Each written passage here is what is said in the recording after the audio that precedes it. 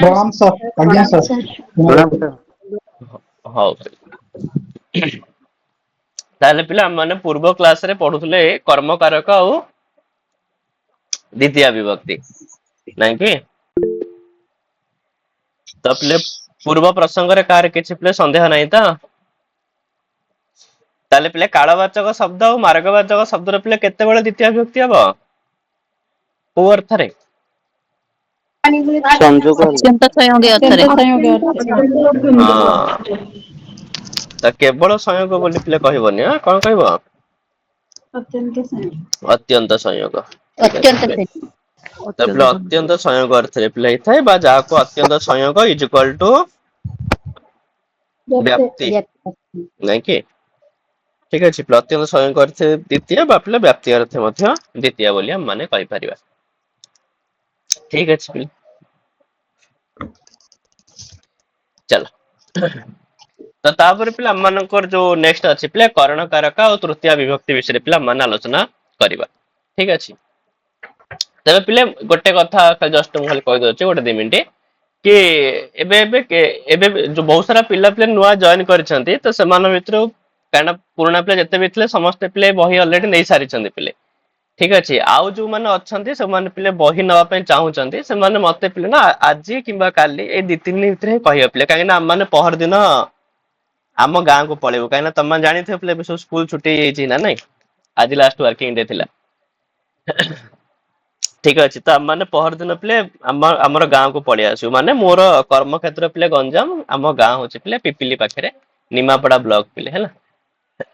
ତ ସେଠିକି ପିଲା ମାନେ ପଳେଇ ଯିବୁ, ତ ସେଥିପାଇଁ ଏଇ 2 ଦିନ ଭିତରେ ଯଦି କହିବ ପିଲା ମାନେ କିଛି ବହି ପିଲେ ପୋଷ୍ଟଲ ମାନେ କରିଦବୁ ପିଲେ। ଠିକ ଅଛି, ଆଉ ବାକି ଯୋଉମାନେ ପିଲେ ପିଜିଟି ପାଇଁ ପିଜିଟି ବୁକ୍ ପାଇଁ କହୁଛନ୍ତି, ତ ସେମାନଙ୍କ ପାଇଁ ପିଲେ ସରି, କାହିଁକି ନା ପିଜିଟି ବୁକ୍ ପିଲା ଆଉ କିଛି ହେଲେ ଗୋଟେ ବି ହେଲେ ନାହିଁ। ମୁଁ ତମକୁ ମଝିରେ ପିଲେ ଇନଫର୍ମ କରିଥିଲି, ଠିକ ଅଛି, ଯୋଉ 50ଟା ଖଣ୍ଡେ ବହି ପିଲେ ଥିଲା ଯୋଉମାନେ ଅର୍ଡର କରିବା ପାଇଁ ଚାହୁଁଥିଲେ, ତ ସେଥିପାଇଁ ପିଜିଟି ବୁକ୍ ପିଲେ ସବୁ ବି ସରିଯାଇଛି। ତ କ୍ଲାସ ଆରମ୍ଭ ହେଲା ପରେ ତାପରେ ମାନେ ଦେଖିବା ନୋଟ ତ ଏମିତିରେ ପ୍ରୋଭାଇଡ କରାହବ, ଯେମିତି କି ଏ ବୁକ୍ ର ବି ସେମିତି କିଛି ଆବଶ୍ୟକତା ନାହିଁ ପିଲେ, କାହିଁକି ନା ତମମାନଙ୍କ ପାଖରେ ନୋଟ ବି ଅଛି, ଯୋଉ ତମକୁ ଗୋଟେ ଲିଙ୍କ ରେ ପିଲେ ପଠେଇଛି ନା ନାଇଁ, ସେ ଲିଙ୍କ ପିଲେ ତମମାନଙ୍କ ପାଖରେ ରଖିଥିବ, ସେଟାକୁ ଅଛି କି ନାଇଁ ପିଲେ? ହେଲା, ତ ସେ ଲିଙ୍କ ରେ ଯୋଉ ପିଲେ ନୋଟ୍ସ ଅଛି ପିଲେ, ନୋଟ୍ସ ରେ ଯାହା ଅଛି ବହିରେ ବି ସେଇଆ ଅଛି ପିଲେ। ଠିକ ଅଛି, ବହିର ସେମିତି କିଛି ଏତେ ବି ଆବଶ୍ୟକତା ନାହିଁ। ଜଣେ ପିଲା ଯଦି ବହି ନ ବି ନଉଛି ପଢି ପାରିବନି ସେମିତି ନାହିଁ ପିଲେ, କାହିଁକିନା ମୁଁ ତମମାନଙ୍କୁ ନୋଟ୍ସ ପିଲେ ସବୁ କିଛି ସେୟାର କରିଦେଇଛି। ଠିକ ଅଛି, ବାକି ଯୋଉମାନେ ପିଲେ ମୋବାଇଲରେ ପଢିବା ପାଇଁ ଯାହାକୁ ପ୍ରୋବ୍ଲେମ ହଉଛି ଇଏ ହଉଛି, ତ ସେମାନେ ବହି ନେଇକରି ପିଲେ ପଢିପାରିବ। ଠିକ ଅଛି, ତାପରେ ବହିରେ ଆମକୁ ଅଣ୍ଡରଲାଇନ କରିକିରି ହଉ କିଛି ଇମ୍ପୋର୍ଟାଣ୍ଟ ଜିନିଷ କିଛି ଏମିତି ମୁଁ ମଝିରେ ମଝିରେ କିଛି କହୁଛି, ତ ତାକୁ ତମମାନେ ସେ ବହିର ସାଇଡରେ ଲେଖିପାରିବ ପିଲା, ଆଟଲିଷ୍ଟ ପଢିଲା ବେଳକୁ ତମମାନଙ୍କୁ ସୁବିଧା ପିଲା ହବ। ଠିକ ଅଛି, ତ ସେଥିପାଇଁ ଖାଲି ବହି ଆବଶ୍ୟକ, ନହେଲେ ନାହିଁ ସେମିତି ବହିର କୌଣସି ପ୍ରକାର ପିଲା ଆବଶ୍ୟକତା ନାହିଁ ପିଲେ, ତମେ ଆରାମସେ ସେ ନୋଟ ରୁ ମଧ୍ୟ ପଢିପାରିବ। ନୋଟ ରେ ଯାହା ଅଛି ବହିରେ ସେଇଆ ଅଛି। ଠିକ ଅଛି, ତମମାନେ ଅନ୍ୟଥା କିଛି ଭାବିବନି ପିଲେ, ନୋଟ ରେ ଯାହା ଅଛି ବହିରେ ବି ସେଇ ଏକ୍ଜାକ୍ଟ ହିଁ ସେଇଆ ଅଛି ପିଲେ। ଠିକ ଅଛି, ଏଇଆ ନୋଟ ରେ ପିଲେ ତମକୁ 2ଟା ନୋଟ ତମକୁ ଦେଖିବାକୁ ମିଳେ, ସେଥିରେ ଦେଖିବ ଗୋଟେ ସାଂସ୍କ୍ରିଟ ପାର୍ଟ ବୋଲି ଥିବ ପିଲେ ନୋଟ ରେ, ନା ନାଇଁ? ଗୋଟେ ସାଂସ୍କ୍ରିଟ ପାର୍ଟ ବୋଲି ଥିବ, ମୁଁ ଜଷ୍ଟ ତମମାନଙ୍କୁ ଦେଖେଇ ଦଉଛି ପିଲେ, କାହିଁକିନା ତମମାନେ ବୁଝିପାରିବ ନ ବୁଝିପାରିବ, ମୁଁ ତମମାନଙ୍କୁ ଦେଖେଇ ଦଉଛି, ଗୋଟେ ମିନିଟ ରୁହ ପିଲେ, ତମମାନଙ୍କୁ ଖାଲି ଦେଖେଇ ଦଉଛି ଜାଣିପାରିବ ପିଲେ। ଠିକ ଅଛି, ସେ ନୋଟ ରେ କଣ କଣ ଥିବ ପିଲେ ଦେଖ ହେଲା। ଦେଖ ଏଥିରେ ଗୋଟେ ଅଛି ପିଲେ ସିଡିପି ପାର୍ଟ, ସିଡିପି ହେଲା, ସିଡିପି ପାର୍ଟ ଅଛି, ଆଉ ପିଲେ ଏଲଟିଆର ସାଂସ୍କ୍ରିଟ ଅଛି। ମାନେ ସେଟା ମାନେ ଆକ୍ଚୁଆଲି ଏଲଟିଆର ସାଂସ୍କ୍ରିଟ ଲେଖା ହେଇଯାଇଛି ଆଗରୁ ଯେହେତୁ କରାହେଇଥିଲା ଆମର ସେ ଟିଜିଟି ପାଇଁ ପିଲେ। ଏଇଟା ଗୋଟେ 592 ପେଜ ର ପିଲେ ସାଂସ୍କ୍ରିଟ ପାର୍ଟଟା ସେଥିରେ ତମମାନଙ୍କର ଥିବ ପିଲେ। ତ ଏଥିରେ ପିଲେ କେବଳ ସାଂସ୍କ୍ରିଟ ପାର୍ଟ ଯାକ ଅଛି, ଯୋଉଟା କି ଆମମାନଙ୍କର ଏ ବହିର ପିଲେ ଯେତିକି ସାଂସ୍କ୍ରିଟ ପାର୍ଟ ଅଂଶ ତକ ଅଛି, ତ ଏଇ ବହିରେ ଯେତେକ ସାଂସ୍କ୍ରିଟ ପାର୍ଟ ପିଲେ ଅଛି, ଏ ସାଂସ୍କ୍ରିଟ ପାର୍ଟ ତମକୁ ସବୁ ଏଇ ବହିରେ ଏଇ ଯୋଉ ପିଡିଏଫ ରେ ପିଲେ ମିଳିଯିବ ତମକୁ। ଠିକ ଅଛି, ଆଉ ଏକ୍ଜାକ୍ଟଲି ଅଛି ପିଲେ, ଠିକ ଅଛି, ଅକ୍ଷର ସହ ସମାନ ହିଁ ଅଛି। ଆଉ ତା ସହିତ ପିଲେ କଣ ତମକୁ ଆଉ ଗୋଟେ ପାର୍ଟ ଏଠି ଦେଖିବାକୁ ମିଳିଯିବ ପିଲେ ସିଡିପି ପାର୍ଟ ବୋଲି ପିଲେ ହେଲା। ତ ଏଇ ଯୋଉ ସିଡିପି ପାର୍ଟ ପିଲେ ଅଛି, ଏଇ ସିଡିପି ପାର୍ଟ ଟା ମଧ୍ୟ ପିଲେ ଅଲଗାରେ କରାହେଇଛି। ଠିକ ଅଛି, ଆଉ ବାକି ଏଇ ଯୋଉ ଏ 2ଟା ଯାକ ପିଡିଏଫ କୁ ମିଶେଇକିରି ଏଇ ବହିଟା ପିଲେ କରାହେଇଛି। ଖାଲି ଏ ବହିଟା 2ଟା ଯାକ ପିଡିଏଫ ର ପିଲେ ମିଶ୍ରଣ ନୁହଁ, ଏଥିରେ ଆଜି ପର୍ଯ୍ୟନ୍ତ ଯେତିକି ପିଆଇକ୍ୟୁ ପିଲେ ହେଇ ସାରିଛି ପିଲେ, ତ ତମକୁ ପିଆଇକ୍ୟୁ ମଧ୍ୟ ସବୁ ଯାକ ପିଲେ ଏ ବହିରେ ଲାଷ୍ଟକୁ ଦେଖିବାକୁ ମିଳିଯିବ। ବହି ତ ତମମାନଙ୍କ ପାଖରେ ଥିବ, ଦେଖିବି ଥିବ ଭଲସେ ପିଲା, ଆଉ ଥରେ କାହିଁ ଦେଖଉଛି ପିଲେ, ହେଲା ଜାଣିଥିବ ତ ସେଥିରେ ଅଛି ପିଲେ ସବୁ ଯାକ। ହେଲା। ଆଜ୍ଞା ସାର୍। ତ ବାକି ଏଥିପାଇଁ ଖାଲି ବହିର ପିଲା ଆବଶ୍ୟକତା, ନହେଲେ ତମମାନଙ୍କୁ ମୁଁ ଯାହା ବି ନୋଟ ପଠେଇଛି ପିଲେ ସେଗୁଡାକ ସବୁ ସେଥିରେ ଅଛି। ଠିକ ଅଛି, ନୋଟ୍ସ ରେ ଯାହା ଅଛି ବହିରେ ବି ସେଇଆ ଅଛି। ତ ପିଜିଟି ବେଳେ ମଧ୍ୟ ପିଲା ଆମେ ସେମିତି ହିଁ କରିବା, କାହିଁକି ଏବେ ତ ଆଉ ବହି କିଛି ନାହିଁ ପିଜିଟି ର। ପିଜିଟି ବହି ମଧ୍ୟ ଛପେଇବା ପିଲେ ବଡ କଷ୍ଟ ହେଇଯାଉଛି, କାହିଁକି ସେ ବହିଟା ବହୁତ ହି ବଡ ବହିଟେ ପିଲେ ହେଲା। ଏଇଟା ସିନା 280 ପେଜ ପିଲେ, ସେ ବହିଟା 380 ପେଜ, ବହୁତ ହି ମୋଟା ବହି ହେଇଯାଉଛି।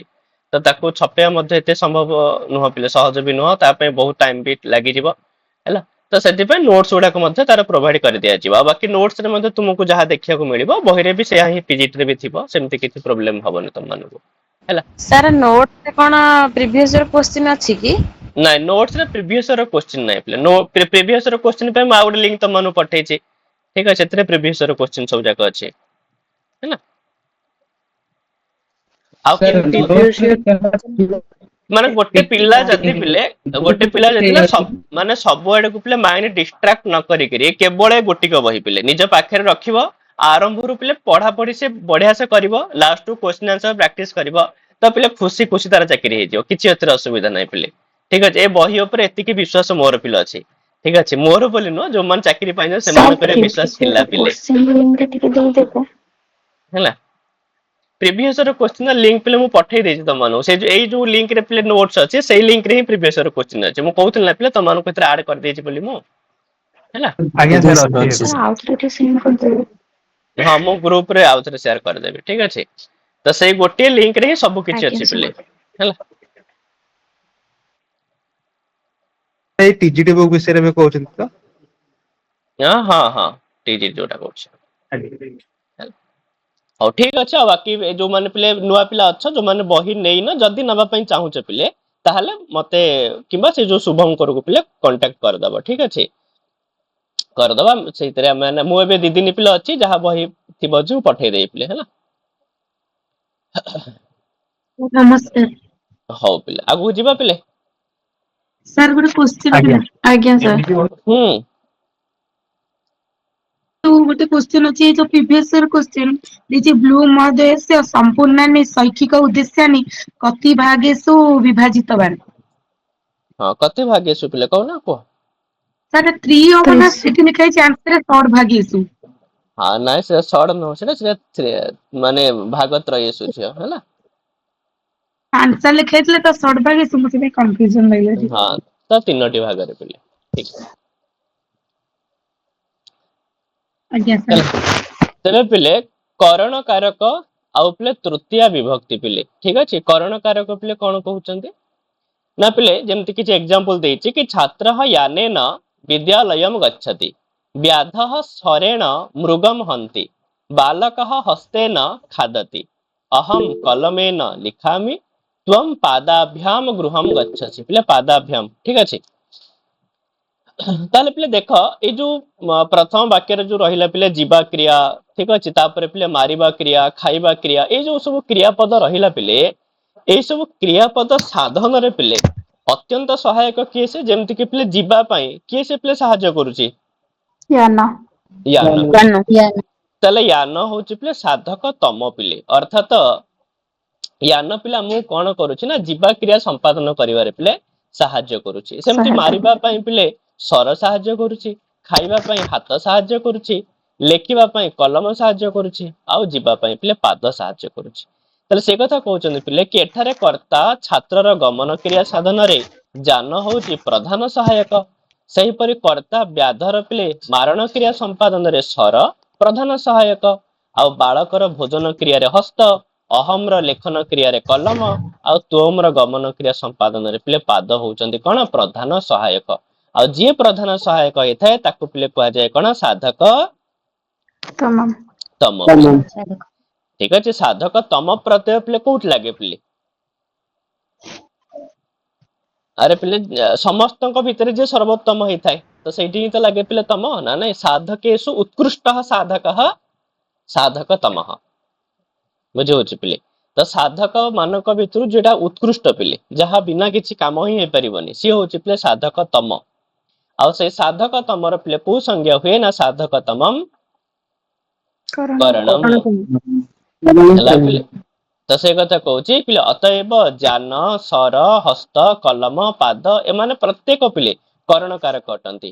कारण क्रिया साधन रे कर्तार प्रधान सहायक को पिले करण कहा जाए आ करण कारकर पिले को विभक्ति होइथाय तृतीय विभक्ति तृतीय विभक्ति पिले होइथाय माने कर्तृकरणयोः तृतीया माने कर्तार भी पिले तृतीय विभक्ति होइथाय आ करणर भी तृतीय विभक्ति होइथाय को अर्थ रे अनुक्त अर्थ रे को अर्थ रे पिले हबो अनुक्त अनुक्त काहे ना पिले कर्तार भी तो अनुक्त हेले कर्तार भी तो तृतीय हुए आ करण अनुक्त हेले करणर भी कोन हबो तृतीय विभक्ति पिले हबो ହେଲା तो सही तार ही उदाहरण पिले से दउचे ठीक कि बालकेन ग्रंथः पठ्यते रामेण विद्यालयः गम्यते त्वया लिख्यते आ मया कथ्यते ताले एई सब वाक्य रे कोन कहउची पिले ए सब वाक्य गुडा को पिले को वाच्य रे अछंती ना ए दुईटी वाक्य पिले कर्म वाच्य रे अछंती आ ए दुईटी वाक्य पिले अछंती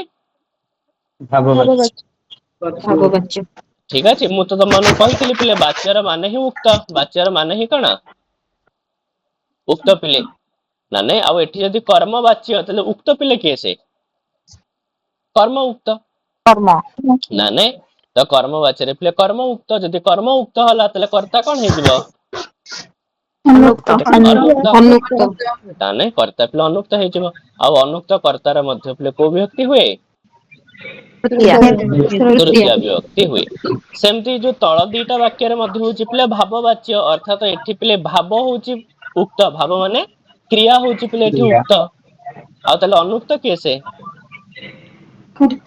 कर्ता तो कर्ता पिले अनुक्त ठीक अछि तो सेति भाई एठी भी पिले तृतीय हे जिवो तले जेउ वाक्य रे पिले कर्म मुख्य ताको कर्मवाच्य कहा जाय जेउ वाक्य रे क्रिया मुख्य ताको भाववाच्य कहा जाय आ एही दुई प्रकार वाक्य रे पिले कर्ता होची अप्रधान बा पिले कोन अनुक्त अनुक्त तेणु एही अनुक्त कर्ता ठारे पिले को विभक्ति हे जिवो ना तृतीय विभक्ति होई थाए जाको पिले हम माने कहि थाउ कोन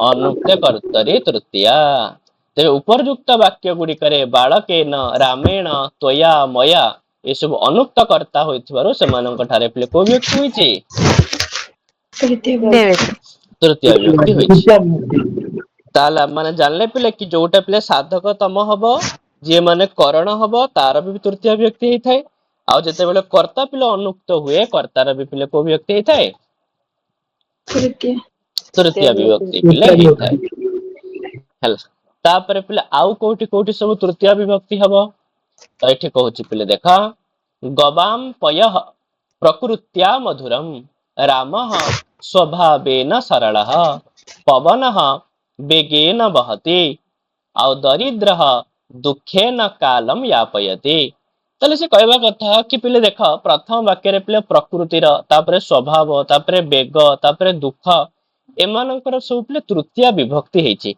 तले एमानकर तृतीय विभक्ति हैला काहे कि एमान तो कर्ण नुहंती कि एमान तो अनुक्त कर्ता भी नुहंती तले तृतीय हैला काहे कि तो यार कारण होछि कि एमाने पिले गोटे गण भितर अछंती आ से गणर ना होछि पिले को गण प्रकृति आदि गण को गण पिले प्रकृति आदि ठीक अछि प्रकृति आदि होछि पिले गोटे गण पिले से कहउचंदी कि प्रकृति आदि गण भितरे जेते भी शब्द माने आसंती से माने जेते बेले वाक्य रे प्रयोग हेबे से मानकर तृतीय विभक्ति हबो से मानकर पिले को विभक्ति हबो तृतीय विभक्ति पिले हबो तो से कथा कहउछि पिले कि प्रकृति स्वभाव वेग दुख प्रभृति शब्द पिले प्रकृति गण रे आसुथिबारु एही शब्द गुड़िकर तृतीयांत होइकरी प्रयोग हेइ थाए जहा को हम माने पिले कोन कहि थाउ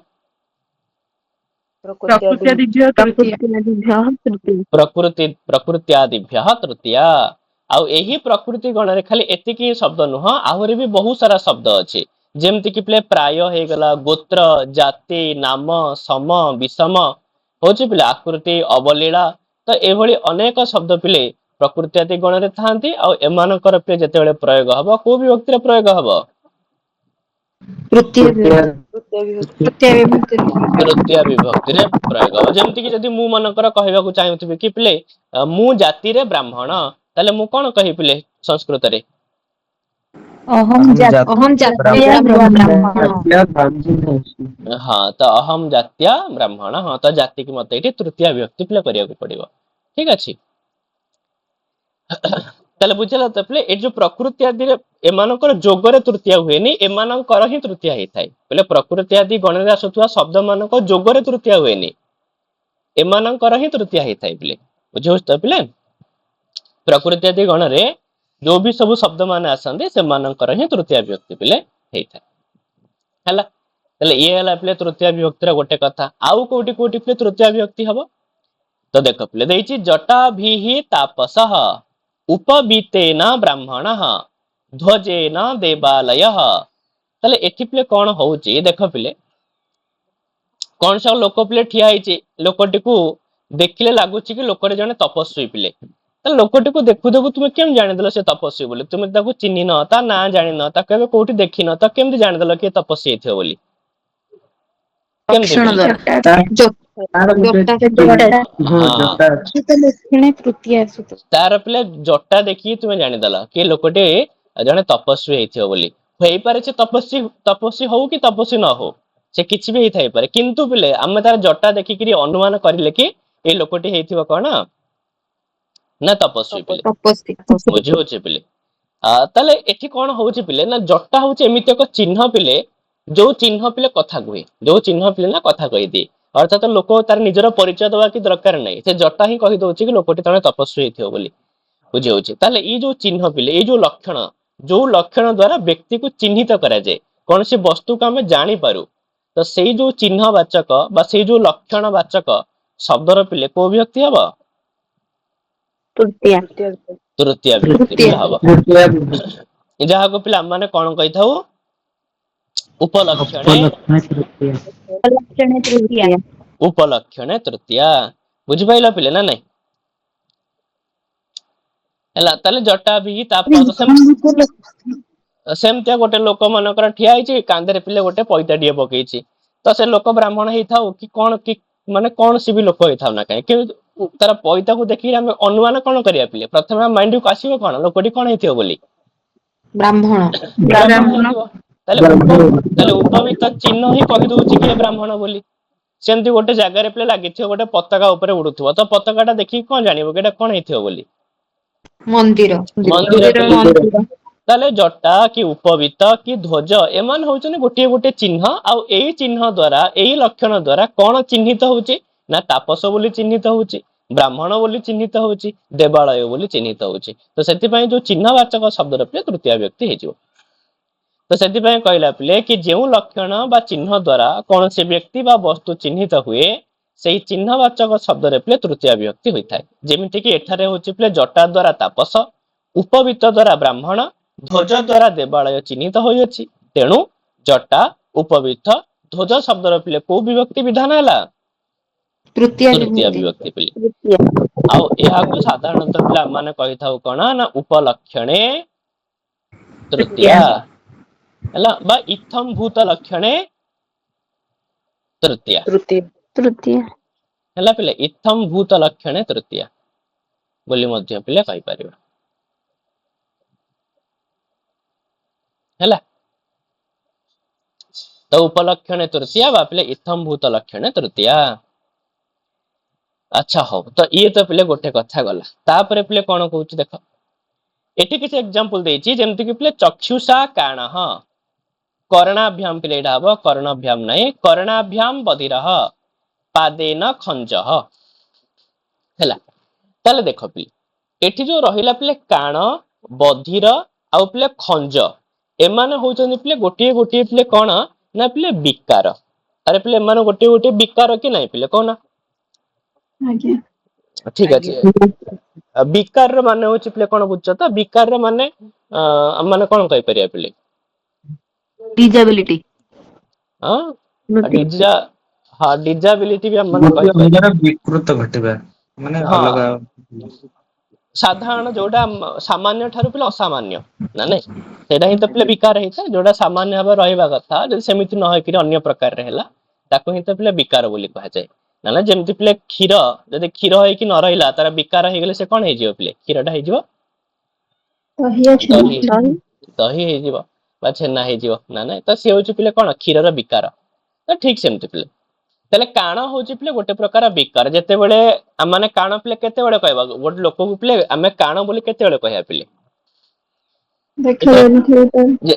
ଯେତେବେଳେ ତାର କୋଉ ଅଙ୍ଗଟା ବିକାର ହେଲେ ତାକୁ ପିଲେ କାଣ ବୋଲି କହିବ ଆଖି ପିଲେ ନା ନାଇଁ ତ ଜଣଙ୍କର ଯୋଉ କାଣ ବିକାର ପିଲେ ଜଣଙ୍କର କାଣ ବିକାର ପିଲେ ତାର ଆଖି ଉପରେ ନିର୍ଭର କରେ। ଯେତେବେଳେ ଆଖି ଦିଟା ଆଖି ବି ନୁହଁ ପିଲେ ଗୋଟିଏ ଆଖି କାହିଁକିନା ଦିଟା ଆଖି ତ ହେଲେ ସେ କଣ ହେଇଗଲା ଅନ୍ଧ ଅନ୍ଧ ପିଲେ।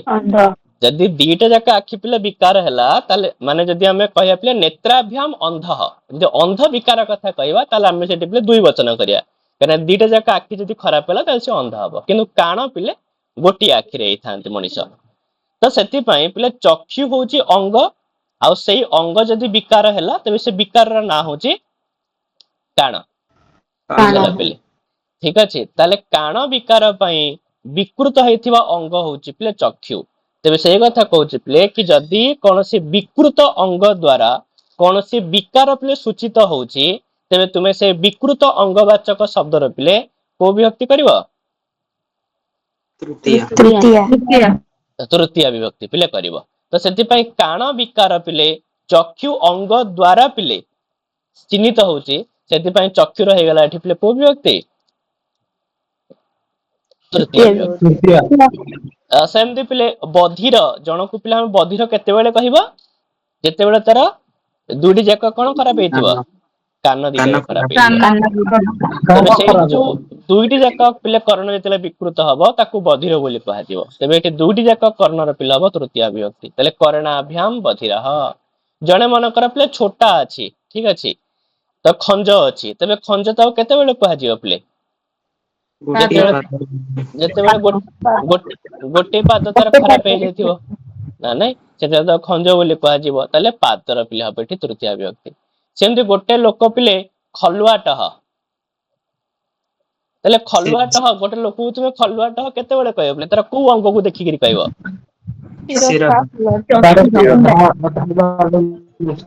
ତାର ମସ୍ତକକୁ ଦେଖିକିରି ନା ନାଇଁ ପିଲେ ଶିରସା ଖଲୁଆଟହ ବା ମସ୍ତକେନ ଖଲୁଆଟହ ନା ନାଇଁ ପିଲେ। ତାହେଲେ ଶିର ଅଙ୍ଗକୁ ଦେଖିକିରି ମସ୍ତକକୁ ଦେଖିକିରି ତାକୁ ଆମେ ମାନେ ଖଲୁଆଟ ବୋଲି କହିବା। ତାହେଲେ ମସ୍ତକର ହେଇଯିବ ପିଲେ କୋଉ ବିଭକ୍ତି ସାର୍ ଖଞ୍ଜ ମାନେ କଣ ଛୋଟା? ହଁ ଖଞ୍ଜ ମାନେ ଛୋଟା ଝିଅ ହେଲା। ତ ସେଇ କଥା କହୁଛି ପିଲେ କି ସାର୍ ଏଇଟା ଉପଲକ୍ଷଣୀ ତୃତୀୟ ହେଇପାରିବନି? କଣ ହେଲା ପିଲେ କହୁନ କୁହ। ସାର୍ ମୁଁ କହୁଥିଲି କି ଯୋଉ ଶିରସା ଖଲୁଆଟ ଏଇ ଉପଲକ୍ଷଣୀ ତୃତୀୟ ହେଇପାରିବନି? ଉପଲକ୍ଷଣରେ ଯେ ଏଠି କଣ ଚିହ୍ନ ଏଠି କଣ ଅଛି ହଁ ଚିହ୍ନ ଦରକାର ଆଜ୍ଞା ଆଜ୍ଞା। ଠିକ ଅଛି। ଉପଲକ୍ଷଣରେ ନା କୌଣସି ଚିହ୍ନ ଦେଖିକିରି କୌଣସି ବ୍ୟକ୍ତି ବା ବସ୍ତୁର ପରିଚୟ ହେଇଥାଏ ହେଲା। ଆଉ ଏଠି ହଉଛି ପିଲେ କୌଣସି ବିକୃତ ଅଙ୍ଗ ଦେଖିକିରି ତାର ବିକାର ଚିହ୍ନିତ ହେଇଥାଏ ତାହେଲେ ବିକୃତ ଅଙ୍ଗବାଚକ ଶବ୍ଦର ପିଲା ହବ ତୃତୀୟ ବିଭକ୍ତି ହେଲା ପିଲେ। ତ ବୁଝିଲା ତ ଉପଲକ୍ଷଣ ତୃତୀୟରେ ପିଲେ କୌଣସି ଚିହ୍ନକୁ ଦେଖିକିରି କୌଣସି ବସ୍ତୁ ବା ବ୍ୟକ୍ତି ଚିହ୍ନିତ ହୁଏ ସେ ହଉଛି ଉପଲକ୍ଷଣ ତୃତୀୟା। ଆଉ ଯୋଉ ଏଇଟା ହଉଛି ପିଲେ କଣ ନା କୌଣସି ବିକୃତ ଅଙ୍ଗକୁ ଦେଖିକିରି ତାର ବିକାର ପିଲେ ଚିହ୍ନିତ ହୁଏ ୟାକୁ କୁହାଯିବ ପିଲେ କଣ ଅଙ୍ଗ ବିକାରେ ତୃତୀୟା ହେଲା। ତାହେଲେ ପିଲେ ବିକୃତ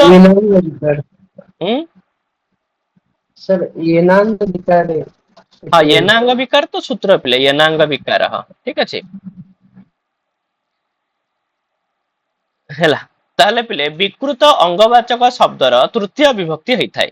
ତେବେ ଉପର ଉଦାହରଣ ଗୁଡିକରେ ଚକ୍ଷୁ କର୍ଣ୍ଣ ପାଦ ବିକୃତ ଅଙ୍ଗ ହୋଇଥିବାରୁ ସେଇ ଶବ୍ଦରେ ପିଲେ ତୃତୀୟ ବିଭକ୍ତି ହେଲା ଯାହାକୁ କି ଆମେ ମାନେ କହିଥାଉ ସାଧାରଣତଃ ପିଲେ କଣ ଅଙ୍ଗ ବିକାରେ ତୃତୀୟା ହେଲା। ହଉ ତାପରେ ସେଥିରକୁ ପିଲେ ନେକ୍ସଟ କଣ କହୁଛି ଦେଖ କହୁଛି ପିଲେ କି ବୃଦ୍ଧ ଶୀତେନ କମ୍ପତେ ଅୟମ ଶୋକେନ କ୍ରନ୍ଦତି ଅଧ୍ୟୟନେନ ସହ କଟକେ ତିଷ୍ଠତି। ତାହେଲେ ଦେଖ ପିଲେ ଏଠି ଯୋଉ ଶୀତ ତାପରେ ଶୋକ ତାପରେ ଅଧ୍ୟୟନ କଥା ପିଲେ କୁହାଗଲା ଏମାନେ ହଉଛନ୍ତି ପିଲା ଆକ୍ଚୁଆଲି କଣ ନା ପିଲେ କାରଣ ଏମାନେ ସବୁ ହଉଛନ୍ତି ଗୋଟେ ଗୋଟେ ପିଲେ କଣ କାରଣ ହେତୁ ବା ପିଲେ କାରଣ ନାଇଁ କି ପିଲେ କାହିଁକି ନା ବୃଦ୍ଧ ଲୋକଟି ପିଲେ ଥରୁଛି ते वृद्ध लोकटी जदि पचरा जीव काहेकि थरुची कौन पाई थरुची कारण कौन ताले उत्तर आसीबो कौन शीत पिले ताले शीतम हे होची पिले कौन ना तार पिले कारण सेमती एई लोकटी कांदुची तो कांदिया पछरे कारण कौन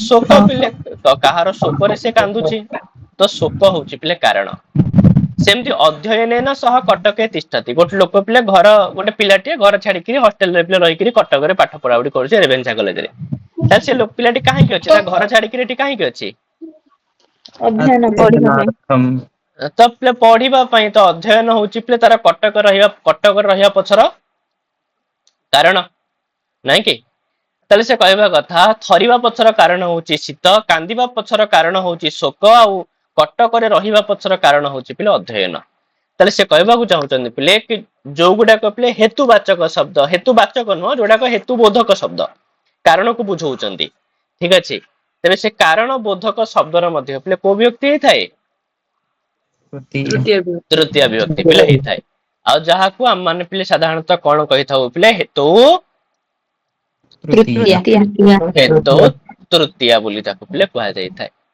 बुझला तो बेले बेले हेतु तृतीय भी हेई थाए पिले किंतु बेले बेले पिले हेतु आउ भी कोन हेई थाए पिले हेतु पंचमी भी हेई थाए अर्थात हम माने कहि परिबा कि वृद्धः शीतेन कंपते भी ठीक वृद्धः आउ कोन कहि परिबा हाँ तो शीतात कंपते कहले भी मध्य ठीक सेमती अयम शोकेन क्रंदति भी ठीक आउ गोटे हेई परिबा पिले अयम शोकात क्रंदति मध्य पिले ठीक सेमती अध्ययनेन सह कटके तिष्ठति भी ठीक आउ गोटे हेई परिबा पिले कोन अध्ययनात सह कटके तिष्ठति कहले मध्य पिले ठीक बुझला पिले तो माने कहि परिबा पिले अर्थात हेतु पिले तृतीय भी हेई परिबो हेतु पिले कोन हेई परिबो पंचमी भी पिले हम माने करि परिबा पिले बुझला सर कोठी तृतीय और कोठी पंचमी होबो सर ना जोठी कले भी चलिबो जोटी कले भी चलिबो पिले किंतु खाली गोटिए जगह रे करबनी जेते बेले हेतु बोधक शब्द पिले पुलिंग शब्द हेतिबो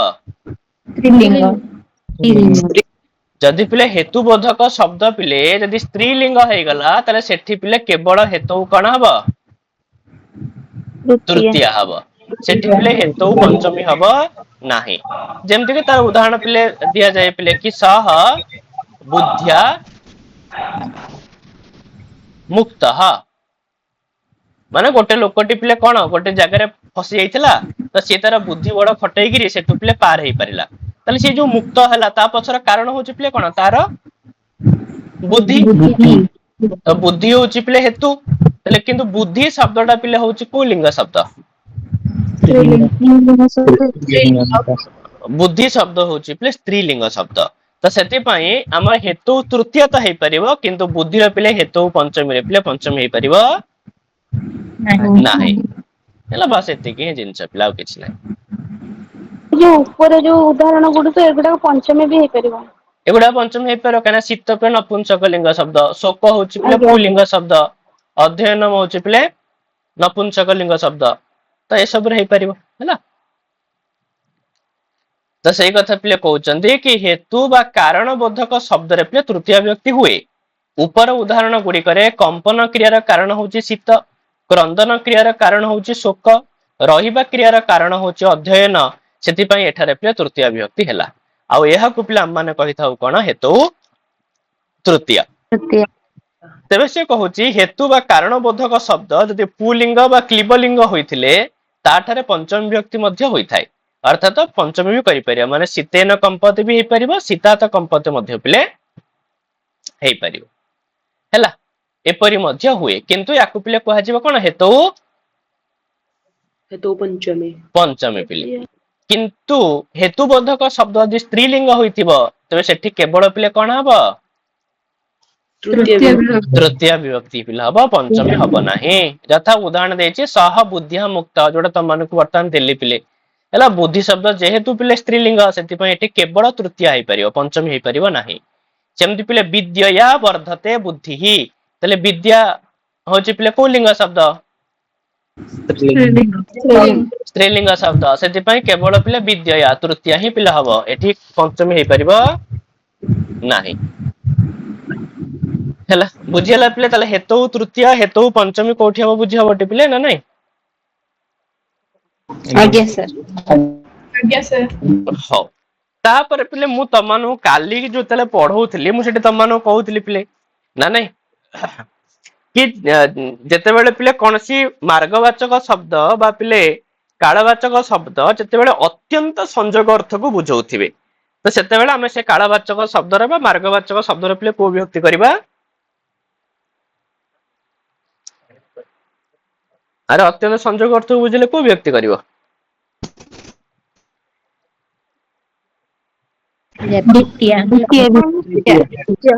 ହଁ ତ ଅତ୍ୟନ୍ତ ସଂଯୋଗ ଅର୍ଥକୁ ବୁଝିଲା ତମାନେ ପିଲା ଦ୍ୱିତୀୟ ବିଭକ୍ତି କରୁଥିଲ ବୁଝିଲା ତାହେଲେ ଅତ୍ୟନ୍ତ ସଂଯୋଗ ଅର୍ଥକୁ କେତେବେଳେ ବୁଝଉଛି ତମାନେ ବାକ୍ୟ ପଢିଲେ ଜାଣିପାରିବ ଅତ୍ୟନ୍ତ ସଂଯୋଗ ଅର୍ଥକୁ ବୁଝଉଛି କି ପିଲେ ଫଳ ପ୍ରାପ୍ତି ଅର୍ଥକୁ ବୁଝଉଛି ଯେମିତି ମୁଁ ତମାନଙ୍କୁ କାଲି କହୁଥିଲି ତମାନେ ମନେକର ବାଟରେ କାହାକୁ ଦେଖିଲ ଜଣକୁ ପଚାରିଲ କି ତୁମେ ଏବେ କଣ କରୁଛ ତ ସେ ଉତ୍ତର ଦେଲା ହଁ ମୁଁ ମାସେ ହବ ବ୍ୟାକରଣ ପଢୁଅଛି ତାହେଲେ ଏଇ ବାକ୍ୟରୁ ଜଣା ପଡି ଯାଉଛି କି ତାର ବ୍ୟାକରଣ ପଢା ପିଲେ ଚାଲିଛି ନା ସରିଯାଇଛି ଚାଲିଛି ଚାଲିଛି ତ କଣ୍ଟିନ୍ୟୁ ଚାଲିଛି ମାନେ ପିଲା ଅତ୍ୟନ୍ତ ସଂଯୋଗ ଅଛି ଅତ୍ୟନ୍ତ ସଂଯୋଗ ଏପର୍ଯ୍ୟନ୍ତ ବିଚ୍ଛିନ୍ନ ହେଇନାହିଁ ତ ସେଥିପାଇଁ ସେଠି ପିଲା ମାନେ ଦ୍ୱିତୀୟ ବ୍ୟକ୍ତି କରିବା କି ମାସମ ବ୍ୟାକରଣ ପଠାମି ବୋଲି ପିଲା ମାନେ ବା ସେଇ ପିଲାଟି ପିଲା ଉତ୍ତର ଦବ କିନ୍ତୁ ଯଦି ସେ ପିଲାଟି ଏମିତି ଉତ୍ତର ଦେଇଥାନ୍ତା କି ହଁ ମୁଁ ଗୋଟେ ମାସରେ ବ୍ୟାକରଣ ସାରି ଦେଇଛି ବୁଝିହଉଛି ପିଲେ ବ୍ୟାକରଣ ପଢି ସାରିଛି ୟାର ମାନେ ପିଲେ କଣ ତାର ବ୍ୟାକରଣ ପଢା ଚାଲିଛି ନା ବ୍ୟାକରଣ ପଢା ସରିଯାଇଛି ତାହେଲେ ବ୍ୟାକରଣ ପଢା ତାର ସରିଯାଇଛି ପିଲେ ତ ସରିଯାଇଛି ମାନେ ତାକୁ କଣ ହେଇଛି ପିଲେ ଫଳ ପ୍ରାପ୍ତି ହେଇଯାଇଛି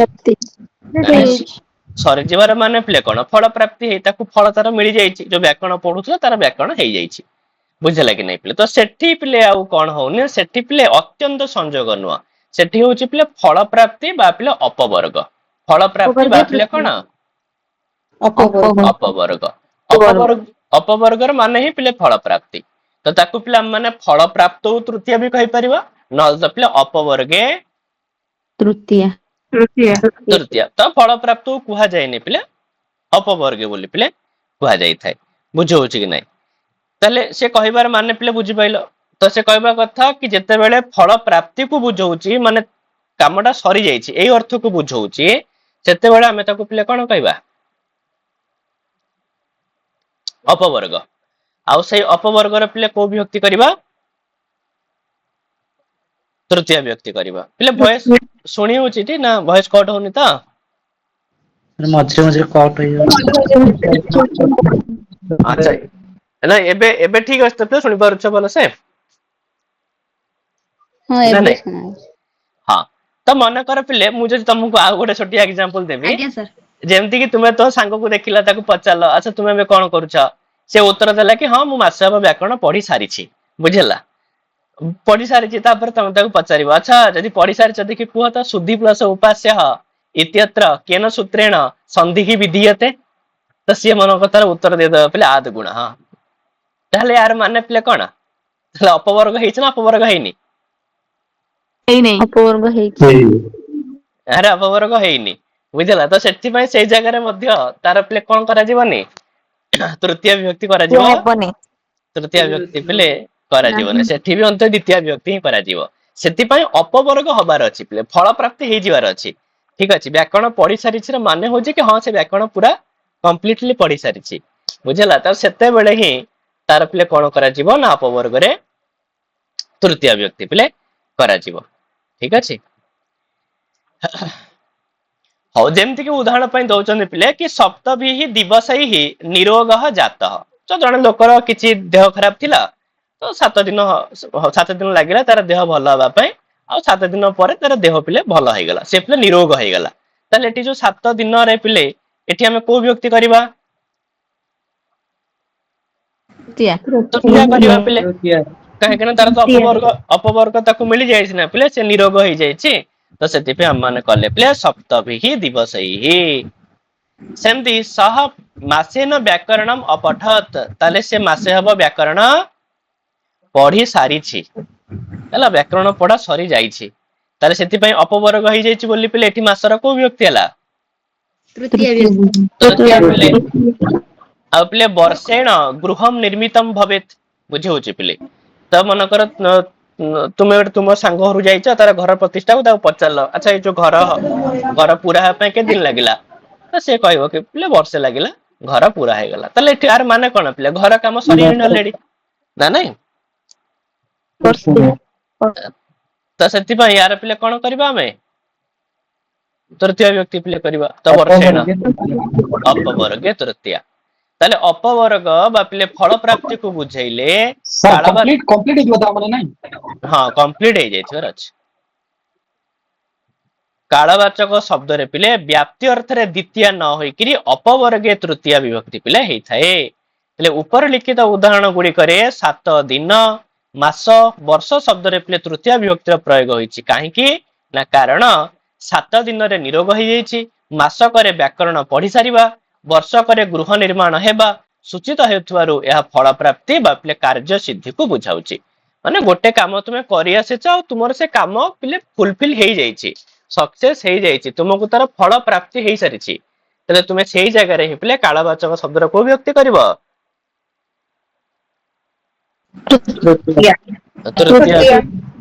तृतीय विभक्ति पिले करबो हैला सर बहिर जदि गोटे अध्याय सरीछि ताहले माने तुमे जो उद्देश्य रे करछ तुम उद्देश्य गोटे ही अध्याय पढिबार थिला आ तुमे गोटे अध्याय सारी सारछ ताले तृतीय करबो ठीक अछि सर कंप्लीट न होई तने द्वितीय कहला जे सर जदि सेई कार्यटा संपूर्ण न होईची ताहाने ताहले द्वितीय करबो जे काम संपूर्ण हैनी द्वितीय करबो आज्ञा हां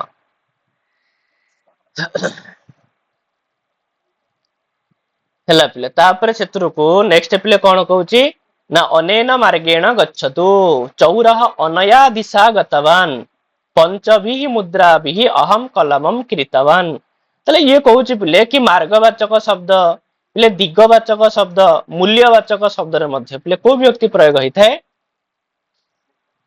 तृतीय व्यक्ति होई थाए माने हम जति काउ कहबा कि हां तुमे एई रास्ता रे जाओ तले हमें एठी पिले अस्मिनी मार्गे गच्छतु बोली कहबानी पिले हम त कोन कहबा अनेन मार्गेण गच्छतु ठीक अछि पिले काहे कि ना मार्गवाचक शब्द रे पिले जते साधारणतः प्रयोग होई थाए को व्यक्ति रे प्रयोग होई थाए तृतीय व्यक्ति रे प्रयोग होई थाए आ सेमति पिले एई दिगरे जाओ तो एठी मध्ये पिले हम माने को व्यक्ति प्रयोग करबा तृतीय व्यक्ति हैला बा आमे जदी कहया पिले कि ए पेन टिकु मु 5 टंका रे किनि के आनिछि ठीक अछि ए बही टिकु मु 5 टंका रे किनि के आनिछि तले ए जगह रे मध्ये जो पिले मूल्यवाचक शब्द पिले तार भी हम को व्यक्ति करबा तृतीय व्यक्ति करबा हैला तो पंचभिः मुद्राभिः ठीक अछि पिले तो एगुडा कर पिले कोन हे जीवो जदी सकारण व्यक्ति पछाला तले मार्गवाचक तृतीय दिगवाचक तृतीय मूल्यवाचक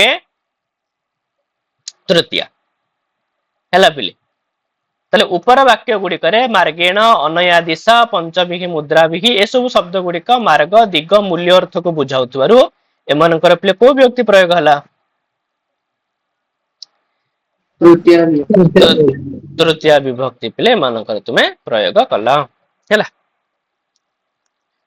हो तापर पिले नेक्स्ट कोन कहूची एटा तो तमान बहुत ही बढ़िया से जानिथियो पिले पित्रा सह पुत्रः आपणम गच्छति मया सार्धम त्वम आगच्छ केनापि साकम कलहम मा कुरु रामेण समम सीता वनम अगच्छत तो ये होची पिले सहार्थक शब्द पिले सह सार्धम आ कोन साकम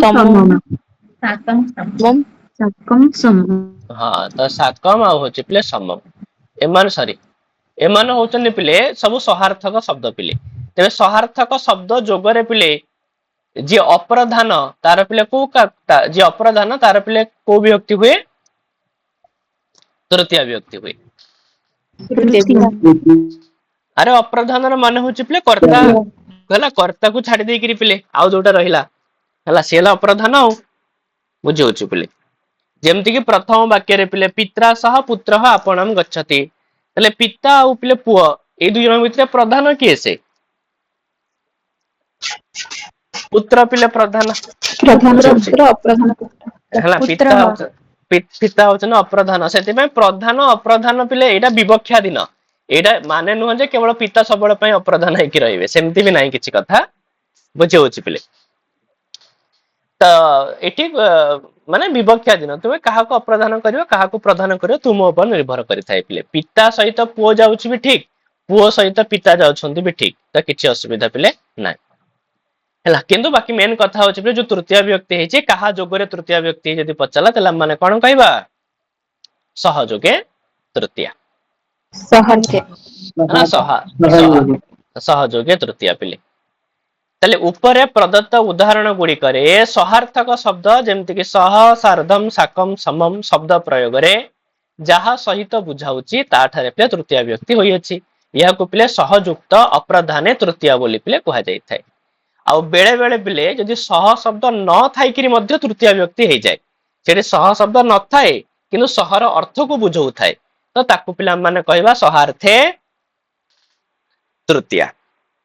ତ କିଛି ବାକ୍ୟରେ ଏମିତି ହେଇଥାଏ ଯୋଉଠି ସହ ପଦ ନଥାଇକିରି ମଧ୍ୟ ସହ ଅର୍ଥକୁ ବୁଝଉଥିବ, ତ ସେଠି ମଧ୍ୟ ପିଲେ ତୃତୀୟ ବ୍ୟକ୍ତି ହବ। ଯେମିତି କି ପିଲେ ପିତା ପୁତ୍ରେଣ ଗଚ୍ଛତି, ତାହେଲେ ଏଠି ସହ ପଦ ନାହିଁ କିନ୍ତୁ ବୁଝା ପଡୁଛି କି ପିଲେ କଣ ପିତା ପୁତ୍ର ସହିତ ଯାଉଛନ୍ତି, ବୁଝିଗଲା ପିଲେ। ତାହେଲେ ଏଠି ସହପଦ ନଥାଇକିରି ମଧ୍ୟ ସହାର୍ଥକୁ ପିଲେ ବୁଝଉଛି, ସହର ଅର୍ଥକୁ ପିଲେ ବୁଝଉଛି, ତ ଏଠି ବି ତୃତୀୟ ହେଇପାରିବ। ଆଉ ଯଦି ପଚାରିଲା ପୁତ୍ରେଣର ପିଲେ କାହିଁକି ତୃତୀୟ ହେଲା, ତାହେଲେ ଆମେ ଉତ୍ତର କଣ ଦବା?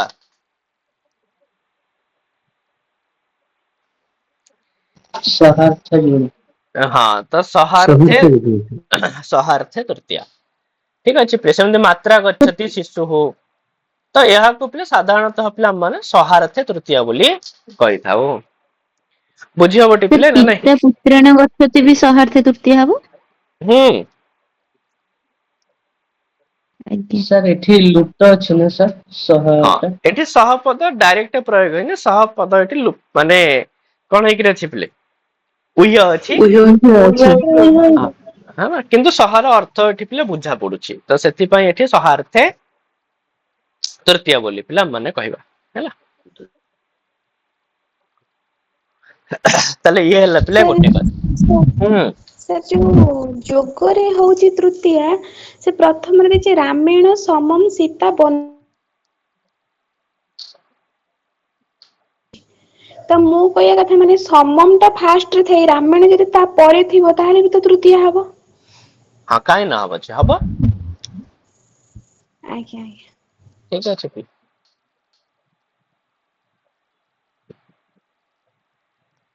ହେଲା, ତାପରେ ସେଥିରୁ କଣ କହୁଛନ୍ତି ପିଲେ?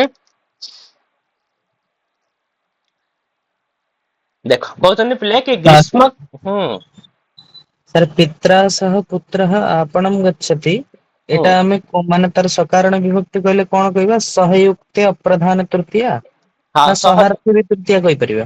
ହଁ, ସହାର୍ଥେ ତୃତୀୟା କୁହ ନହେଲେ ସହଯୋଗେ ତୃତୀୟା କୁହ, ଯୋଉଟା କହିଲେ ବି ଚଳିବ। ହଁ ହଁ, ସେଇଟା ସେମିତି ପଚାରୁ। କିଛି ଅସୁବିଧା ନାହିଁ। ଆଜ୍ଞା ସାର୍। ହଉ, ତାପରେ ସେଥିରୁ ପିଲେ କହୁଛନ୍ତି କି ଗ୍ରୀଷ୍ମ କାଲେ ଜଳାଶୟାଃ ଜଲେନ ଶୂନ୍ୟାଃ ଭବନ୍ତି। ହେଲା ପିଲେ, କଲହେନ ଅଲମ୍ ମମ ବିଦ୍ୟୟା ପ୍ରୟୋଜନମ୍। ତାହେଲେ ଏଠି ସେ କହୁଛନ୍ତି ପିଲେ ଦେଖ, ଯୋଉ ଫାଷ୍ଟ ପିଲେ କହିଲା ଶୂନ୍ୟ ହେଲା, ତ ଇଏ ହଉଛି ପିଲେ ଶୂନ୍ୟାର୍ଥକ ଶବ୍ଦ ବା ପିଲା ମାନେ କହିପାରିବା ଉନାର୍ଥକ ଶବ୍ଦ। ପିଲେ ଉନାର୍ଥକ ଶବ୍ଦ ଯୋଗରେ ତୃତୀୟ ବିଭକ୍ତି ହେଇଥାଏ। ଉନାର୍ଥକ ଶବ୍ଦ ପିଲେ ଯେମିତିକି ହେଇଗଲା ଉନ୍ନ, ବୁଝି ହଉଛି ପିଲେ ଶୂନ୍ୟ, ହଁ ରହିତ, ବୁଝି ହଉଛି ନା ନାଇଁ ପିଲେ? ଏସବୁ ହଉଛି ପିଲେ କଣ ଉନାର୍ଥକ ଶବ୍ଦ ପିଲେ। ତ ଏମାନଙ୍କ ଯୋଗରେ ପିଲେ କୋଉ ବିଭକ୍ତି ହବ? ତୃତୀୟ ବିଭକ୍ତି। ଏମାନଙ୍କ ଯୋଗରେ ପିଲେ ତୃତୀୟ ବ୍ୟକ୍ତି ହବ। ସେଥିପାଇଁ ପିଲେ ଯୋଉ ଜଲେନ ତୃତୀୟା ହେଇଛି, ତ କାହା ଯୋଗରେ ତୃତୀୟା ହେଇଛି ତାହେଲେ କଣ କହିବ? ଶୂନ୍ୟ ଶୂନ୍ୟ। ଶୂନ୍ୟ ଯୋଗୀ ବା ପିଲେ ଉନାର୍ଥକ ପଦ ଯୋଗୀ ହେଲା। ପିଲେ କହିବ ପିଲେ ଉନାର୍ଥକ ପଦ ଯୋଗେ ତୃତୀୟା ହେଲା। ହଁ, ତାପରେ ସେଥିରୁ କହୁଛି ପିଲେ କଲହେନ ଅଲମ୍, ତ ଇଏ ହଉଛି ପିଲେ ବାରଣାର୍ଥକ ଶବ୍ଦ। ପିଲେ କୋଉ ଅର୍ଥକ ଶବ୍ଦ? ବାରଣାର୍ଥକ ଶବ୍ଦ। ତାହେଲେ ପିଲେ ବାରଣାର୍ଥକ ଶବ୍ଦ ଯୋଗରେ ମଧ୍ୟ ତୃତୀୟ ବ୍ୟକ୍ତି ହେଇଥାଏ ପିଲେ। ବାରଣାର୍ଥକ ଶବ୍ଦ ଯେମିତି କି ପିଲେ ଅଲମ ଗୋଟେ ହେଇଗଲା, ବୁଝି ହଉଛି ପିଲେ। ସେମିତି ପିଲେ କିମ୍ ବୋଲି ଗୋଟେ ମଧ୍ୟ ଶବ୍ଦ ଅଛି ପିଲେ, ହେଲା।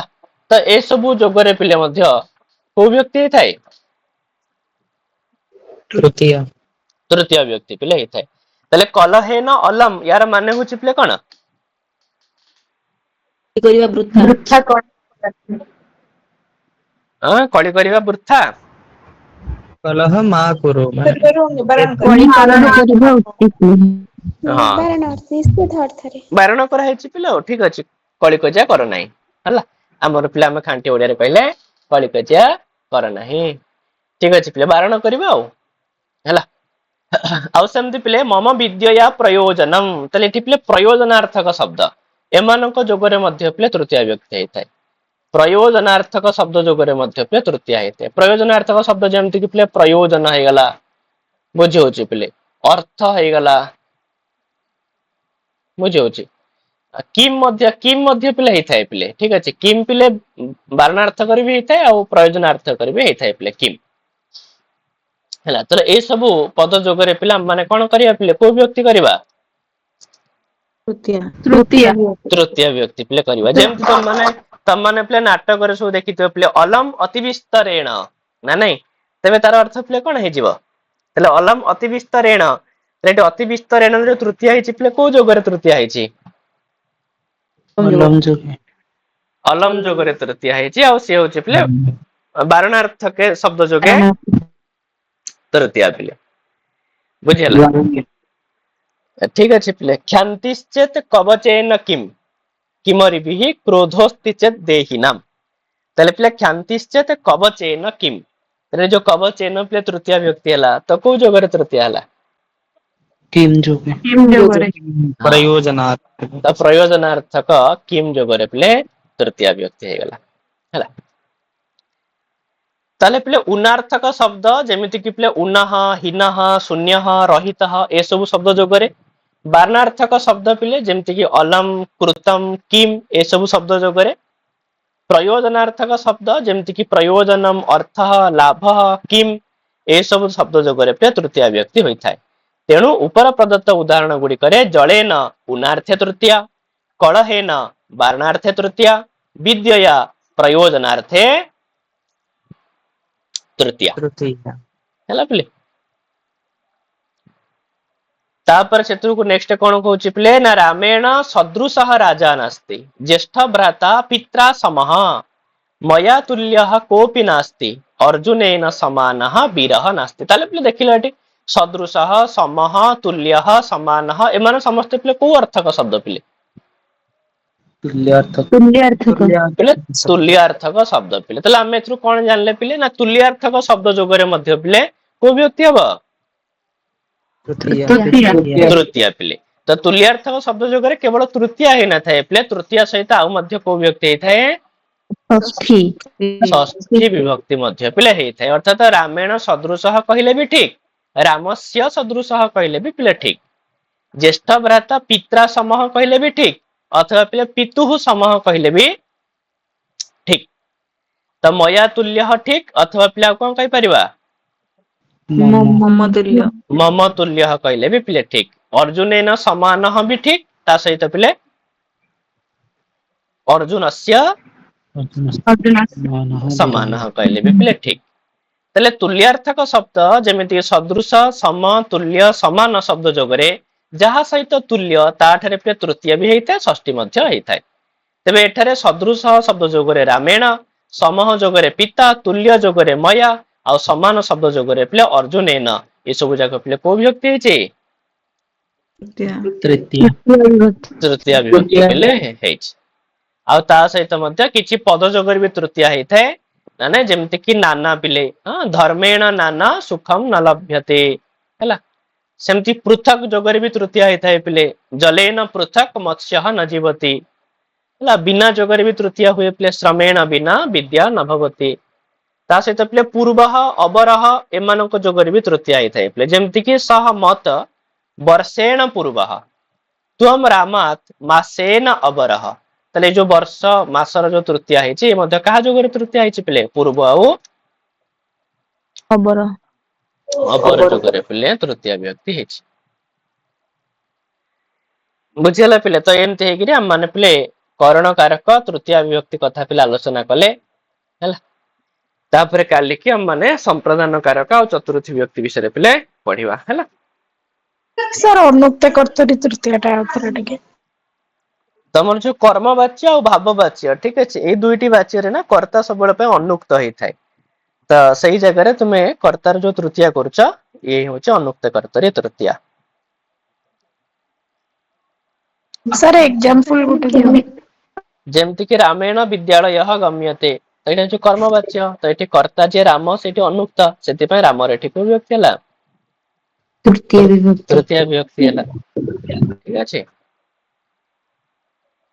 ସାର୍ କିନ୍ତୁ ପେସେଜରେ ଅନୁକ୍ତ କର୍ତ୍ତରୀ ତୃତୀୟା ଆଉ କରଣ ତୃତୀୟା ଡିଫରେନ୍ସ। ତ ସେଠି ବି ଠିକ ସେମିତି ଜିନିଷ, ତମେ ମାନେ ଯଦି ପିଲେ ଗୋଟେ ବାକ୍ୟର ଅର୍ଥକୁ ବୁଝି ପାରୁଛ ସେଣ୍ଟେନ୍ସ ରେ, ତାହେଲେ ତ ତୁମକୁ ପିଲେ ଅନୁକ୍ତ କର୍ତ୍ତା ତ ଖୋଜିବା କିଛି କଷ୍ଟ ନୁହଁ।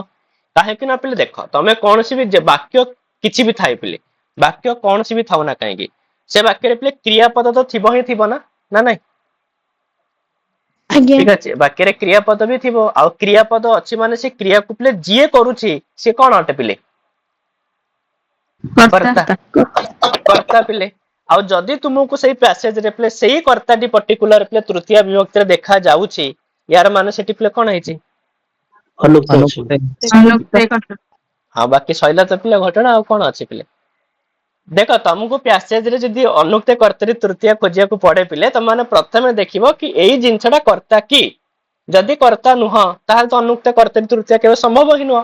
ତ ସେ ଅପସନ ଛାଡିକି ଆମେ ବାକି ଅପସନ ପାଖକୁ ଯିବା। ନାଇଁ, ଯଦି ସେଇ ବାକ୍ୟରେ ସେଇ ବ୍ୟକ୍ତିଟି କର୍ତ୍ତା, ତାହେଲେ ତ ସେଇଟା ନିହାତି ଭାବରେ କଣ ପିଲା ହବ? ଅନୁକ୍ତ କର୍ତ୍ତରୀ ତୃତୀୟା କରିବ। ଯେମିତି ପିଲେ ତେନ, ମନେକର କିଛି ଗୋଟେ ବାକ୍ୟ ପିଲା ଅଛି, ତେନ କିମପି ସତ୍ୱମ୍ ନାସାଦିତମ୍। ଦେଖ ପିଲା, ଆକ୍ଚୁଆଲି ତମେ ଯଦି ଏ ବାକ୍ୟର ଅର୍ଥକୁ ବୁଝିପାରୁଛ ତାହେଲେ ତମେ ମାନେ ତ କହିପାରିବ ପିଲା। ଆଉ ତମକୁ ପରୀକ୍ଷାରେ ପଚାରିଛି ତେନ, ତ ଏଠି କଣ ପିଲେ? ତ କେମିତି ଚିହ୍ନିବ ପିଲେ? ପ୍ରଥମ କଥା ହଉଛି ପିଲେ କଣ, ତୁମକୁ ଏହାର ଅର୍ଥ ବୁଝିବାର ଅଛି। ଏହାର ଅର୍ଥ ହଉଛି ପିଲେ କଣ? ଓଡିଆରେ ଅର୍ଥ ପିଲେ କଣ ବୁଝୁଛ? ଏହାର ସେ କୌଣସି ପ୍ରାଣୀ ପାଇଲା ନାହିଁ। କଣ କଲା ନାହିଁ। ମାନେ ସେ କୌଣସି ପ୍ରାଣୀ, ସତ୍ୱ ମାନେ ପ୍ରାଣୀ ପିଲେ, ସେ କୌଣସି ପ୍ରାଣୀ ପାଇଲା ହିଁ ନାହିଁ। ତାହେଲେ ପିଲେ ସେ କୌଣସି ପ୍ରାଣୀ ପାଇଲା ନାହିଁ, ତାହେଲେ ଏଇ ବାକ୍ୟରେ ପିଲେ କର୍ତ୍ତା କିଏ? ସେ। ଆରେ ସେ କୌଣସି ପ୍ରାଣୀ ପାଇଲା ନାହିଁ, ଏ ବାକ୍ୟରେ କର୍ତ୍ତା ଚିହ୍ନିବା ତ କିଛି କଷ୍ଟ ନୁହଁ ନା ପିଲେ। କର୍ତ୍ତା କିଏ ହେଇଯିବ? ସେ ପିଲେ। ଆଉ ସେ ମାନେ ହଉଛି ପିଲେ ଆମ ସଂସ୍କୃତିରେ ତତ୍ ଶବ୍ଦ ବ୍ୟବହାର କରିଥାଉ ପିଲେ, ସହତ ଉତେ, କିନ୍ତୁ ସହତ ଉତେ ପ୍ରୟୋଗ କରାଯାଏନି। ଏଠି କଣ ପ୍ରୟୋଗ କରାଯାଇଛି ପିଲେ? ତେନ। ତାହେଲେ ଏଠି କର୍ତ୍ତାର କୋଉ ବ୍ୟକ୍ତି ହେଲା? ଆଉ ଏଠି କର୍ତ୍ତାର ତୃତୀୟା ମାନେ ଏଇଟା ହଉଛି ପିଲେ କଣ? ଅନୁକ୍ତ କର୍ତ୍ତରୀ ତୃତୀୟା। ପ୍ରଥମା ହେଇଯିବ ନା? ହଁ, କର୍ମ ପ୍ରଥମା ହେଇଯିବ। ତ ସପ୍ତମ ହେଇଗଲା ପିଲେ କଣ? ଉକ୍ତ କର୍ମଣି ପ୍ରଥମ ପିଲେ। ଠିକ ଅଛି। ସାର୍ ଆଉ ଗୋଟେ କ୍ରିୟାପଦ ଯଦି ଆତ୍ମନିପଦରେ ଥିବ ବି ଆମେ ବି ସେଠି ଜାଣିପାରିବା ତ? କ୍ରିୟାପଦ ଆତ୍ମନେପଦରେ ଥିବ ଯଦି ତୁମେ ଜାଣିପାରିବ ଯେ ସେଠି ମନେକର ଆତ୍ମନେପଦ କ୍ରିୟା ହିଁ ପ୍ରୟୋଗ ହେଇଥିବ, ତାହେଲେ କଣ ଜାଣିବ ଝିଅ? ଠିକ ଅଛି, ଜାଣିପାରିବ। ଦେଖ, ତୁମେ କୌଣସି ବି ପ୍ରକାର ଜାଣିପାରିବ ପିଲେ, ହଜାର ପ୍ରକାରର ଅଛି। ତ ତମକୁ ଯୋଉ ପ୍ରକାରର ସୁବିଧା ଲାଗୁଛି ପିଲେ, ତୁମେ ସେ ପ୍ରକାରରେ ଜାଣିପାର। ତୁମେ ଯଦି ପ୍ରକୃତରେ ସେ ଯୋଉ କ୍ରିୟା ପଦକୁ ଦେଖି ଜାଣିପାରୁଛ କି ହଁ ଏଇଟା କର୍ମବାଚ୍ୟରେ ହେଇଥିବ ବୋଲି, ତ କିଛି କଥା ନାହିଁ ପିଲେ। ଠିକ ଅଛି ପିଲେ। କର୍ତ୍ତରୀ ପ୍ରଥମା ସେଇଆ? ହଁ, ଉକ୍ତ କର୍ତ୍ତରୀ ପ୍ରଥମା ଯାହା, କର୍ତ୍ତରୀ ପ୍ରଥମା ସେଇଆ। ସାର୍ ଅପସନରେ ଯଦି ଦିଟା ଥିବ? ଦିଟା ଝିଅ ସେ କଣ ପାଇଁ ଦବ? ତ ଦିଟା ଯାକ ଠିକ ହବ, କଣ ଅସୁବିଧା ଅଛି? ଆଜ୍ଞା। ଆଉ ସାର୍ କରଣ ତୃତୀୟାଟା? କରଣ ତୃତୀୟା ମାନେ ଯିଏ ଝିଅ ସାଧକ ତମ ହେଇଥିବ, ସେଇ କାମରେ ଯିଏ ସାହାଯ୍ୟ କରୁଥିବ, ସିଏ ହଉଛି କରଣ ତୃତୀୟା। ଠିକ ଅଛି। ତ ଆଜି ଆମେ ଜାଣିନେ ପିଲେ କରଣ କଣ? କରଣ ହଉଛି ଯିଏ ଆମକୁ ସାହାଯ୍ୟ କରୁଥିବ ପିଲେ, ସେ କାମରେ ଯିଏ ସାହାଯ୍ୟ କରୁଥିବ ସିଏ ହଉଛି କରଣ। ଆଉ ତାର ଯିଏ ତୃତୀୟା ହେଲା, ତ ସିଏ ହଉଛି କରଣେ ତୃତୀୟା। ସାର୍ ଉକ୍ତେ ସମ୍ପ୍ରଦାନ ଯୋଉ ଚତୁର୍ଥୀଟା ଟିକେ ଉଦାହରଣ କହିଦେବେ। ଉକ୍ତ ସମ୍ପ୍ରଦାନ ଚତୁର୍ଥୀ ତ ହୁଏନି ଝିଅ। ଅନୁକ୍ତ ସାର୍ ସମ୍ପ୍ରଦାନ ଉକ୍ତେ ଚତୁର୍ଥୀ। କର୍ତ୍ତରି ପ୍ରଥମା ଉକ୍ତେ କର୍ମଣି ଦ୍ୱିତୀୟା। ତାପରେ ସେ ଯୋଉ ଉକ୍ତେ ଉକ୍ତି ସମ୍ପ୍ରଦାନ ଚତୁର୍ଥୀ ହେରିକା ହୁଏ କି? କୌଣସି ଉକ୍ତିରେ ଝିଅ କେବେ ଦ୍ଵିତୀୟ ହୁଏନି କି ତୃତୀୟ ହୁଏନି। ଯିଏ ବି ତମକୁ କହିଥିଲି ପରା ପିଲେ ଯିଏ ବି ଉକ୍ତ ହବ ତାର ସବୁବେଳ ପାଇଁ କୋଉ ବ୍ୟକ୍ତି ହବ? ପ୍ରଥମା ହଁ ପ୍ରଥମା ହିଁ ହବ। ପ୍ରଥମା। ବାକି ବାକି ଅନୁକ୍ତ ହେଲେ ଭିନ୍ନ ଭିନ୍ନ ବିଭକ୍ତି ହେଇଥାଏ ପିଲେ। ଯଦି ଅନୁକ୍ତ କର୍ତ୍ତା ହବ ତୃତୀୟା, ଅନୁକ୍ତ କର୍ମ ହବ ଦ୍ଵିତୀୟା, ଅନୁକ୍ତ କରଣ ହବ ତୃତୀୟା, ଅନୁକ୍ତ ସମ୍ପାଦନ ହେଲେ ଚତୁର୍ଥୀ। ଅନୁକ୍ତ ହେଲା ଉପାଦାନ ଉପାଦାନ। ହଁ ଅନୁକ୍ତ ଅପାଦାନରେ ପଞ୍ଚମୀ, ଅନୁକ୍ତ ଅଧିକରଣରେ ସପ୍ତମୀ। ସପ୍ତମୀ। ଠିକ ଅଛି ପିଲେ। ସାର୍ କରଣୀ ତୃତୀୟାରେ ଗୋଟେ ଉଦାହରଣ ଦିଅନ୍ତୁ। କରଣ ତୃତୀୟାର ଉଦାହରଣ ଝିଅ ପଢିଲ ପୁରା ଆଜି ପୁରା ବଢିଆ ସେ ଆରାମ ସେ। ରାମଃ ବାଣେନ ରାବଣମ୍ ହତବାନ। ତ ଏଠି ପିଲେ ମାରିବା କ୍ରିୟାରେ କିଏ ସାହାଯ୍ୟ କରୁଛି? ବାଣ। ବାଣ ପିଲେ ତ ଯୋଉ ବାଣେନ ତୃତୀୟା ହେଲା ତାହେଲେ ତାକୁ ମାନେ କଣ କହିବା ପିଲେ କୋଉ ତୃତୀୟା? କରଣୀ କରଣୀ ତୃତୀୟା। ସାର୍ ପ୍ୟାସେଜ ଦେଖିଲେ କେମିତି ଜାଣି ହଉନି? ପ୍ୟାସେଜ ତମେ ଯେପର୍ଯ୍ୟନ୍ତ ଅର୍ଥ ବୁଝିନ ଝିଅ ସେ ପର୍ଯ୍ୟନ୍ତ ଜାଣି ହେଇ ପାରିବନି। ସେଥିପାଇଁ ପ୍ରଥମ ଜିନିଷ ହଉଛି ତୁମକୁ କେବେ ହେଲେ ତୁମେ ଭୁଲରେ ସୁଧା ପିଲେ କଣ ଯେକୌଣସି ଯୋଉମାନେ ବୁଝୁଛ ବି ନ ବୁଝୁଛ ବି ସମସ୍ତଙ୍କ ପାଇଁ ପ୍ରଥମ ନିୟମ ହଉଛି ପିଲେ କଣ?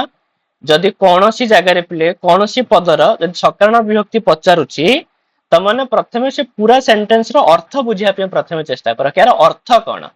ଆଉ ନର୍ମାଲି ତମ ନିଜ ହିସାବରେ ଅର୍ଥ ବୁଝିବା ପାଇଁ ଚେଷ୍ଟା କର। ତୁମକୁ ଯୋଉଥିରେ ବୁଝିବା ପାଇଁ କମ୍ଫର୍ଟ ଲାଗୁଛି ଓଡିଆରେ ହଉ କି ତମକୁ ହିନ୍ଦୀରେ ବୁଝିବା ପାଇଁ କମ୍ଫର୍ଟ ଲାଗୁଛି ତ ତୁମକୁ ଯେମିତି ସୁବିଧା ପିଲେ। ତ ପ୍ରଥମେ ତାର ଅର୍ଥ ବୁଝ। ଅର୍ଥ ବୁଝିଲା ପରେ ତାପରେ ଚିନ୍ତା କର କିଏ କର୍ତ୍ତା କିଏ କର୍ମ କିଏ କରଣ। ବୁଝିହେଲା ତାପରେ ଯାଇକି ତମ ମାନେ ତାର ପ୍ରକୃତ ସକରଣ ବ୍ୟକ୍ତି ଜାଣିପାରିବ। ଆଉ ଯେପର୍ଯ୍ୟନ୍ତ ଅର୍ଥ ବୁଝିନ ସେ ପର୍ଯ୍ୟନ୍ତ ସକରଣ ବ୍ୟକ୍ତି ପିଲେ କେବେ ବି ଠିକ ହବନି। ଆଉ ଅର୍ଥ ବୁଝିବ କେତେବେଳେ ଯେତେବେଳେ ତମ ମାନେ ପିଲେ ବହୁତ ସାରା ମାନେ ପୂର୍ବରୁ ପିଲେ ବହୁତ ସାରା ପ୍ୟାସେଜ ତମ ମାନେ ପ୍ରାକ୍ଟିସ କରିଥିବ ନିଜେ ନିଜେ ପଢିକିରି ବୁଝୁଥିବ। ସେଥିପାଇଁ ଯଦି ଯେତେବେଳେ ମୁଁ ତମମାନଙ୍କର ପ୍ୟାସେଜ ପିଲେ ପ୍ରାକ୍ଟିସ କରାଏ ସେତେବେଳେ ତମମାନେ ଖାଲି ପ୍ୟାସେଜ ଉପରେ ସିନା ଦେଖ ତାର ଅର୍ଥ କେହି ବୁଝିବାକୁ ଚେଷ୍ଟା କରନି। ଖାଲି ତମମାନେ ସନ୍ଧି ଲେଖିବାରେ ବ୍ୟସ୍ତ କଣ ସନ୍ଧି ହେଲା କଣ ତାର ସମାସ କଣ ପଳେଇ ଆସିଲା। ହଁ ସକାରଣ ବ୍ୟକ୍ତି କଣ ପଳେଇ ଆସିଲା ଏଗୁଡାକ ପର ଜିନିଷ ପିଲେ। ପ୍ରଥମେ ଅର୍ଥ ତ ବୁଝ ଅର୍ଥ ବୁଝିଗଲା ପରେ ଏଗୁଡାକ ତମେ ନିଜେ ନିଜେ କରିଦବ। ମତେ କହିବାକୁ ପଡିବନି ବୁଝିପାରୁଛ ନା ନାଇଁ। ସେଥିପାଇଁ ତମେ ଏବେ ଯୋଉମାନେ ଦେଖୁଛ ସେମାନେ ପ୍ରଥମେ ବହୁତ ସାରା ଜିନିଷ ପଢିକିରି ତାର ଅର୍ଥ ପିଲେ ବୁଝ ବୁଝିହେଲା।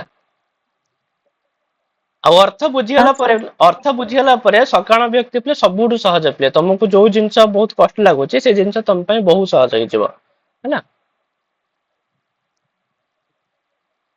ହୁଁ।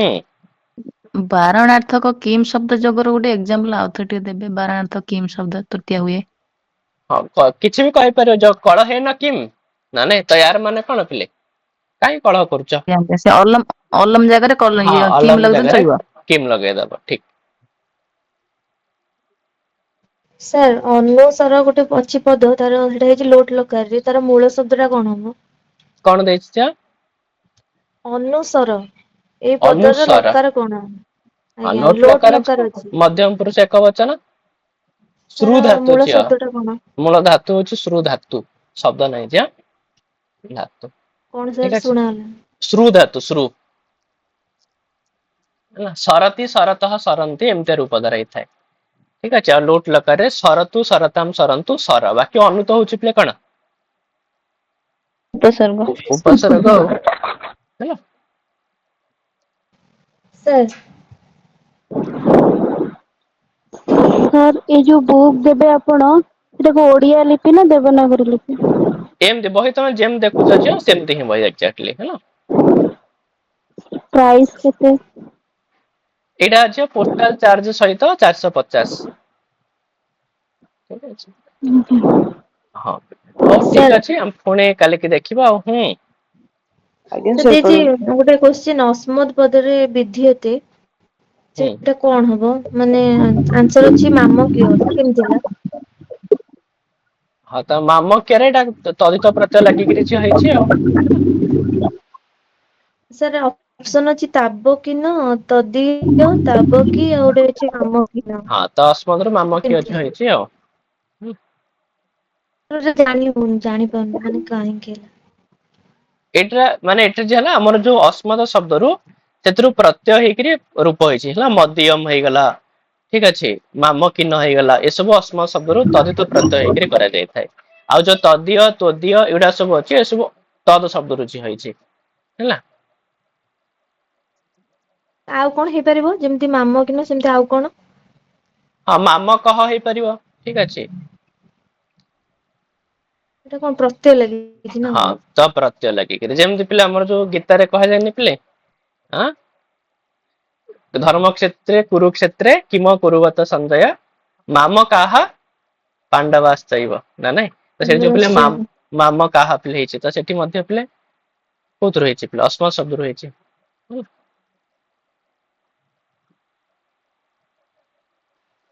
ମ୍ୟାଡ଼ାମ ସାର୍ ହଁ ପିଲେ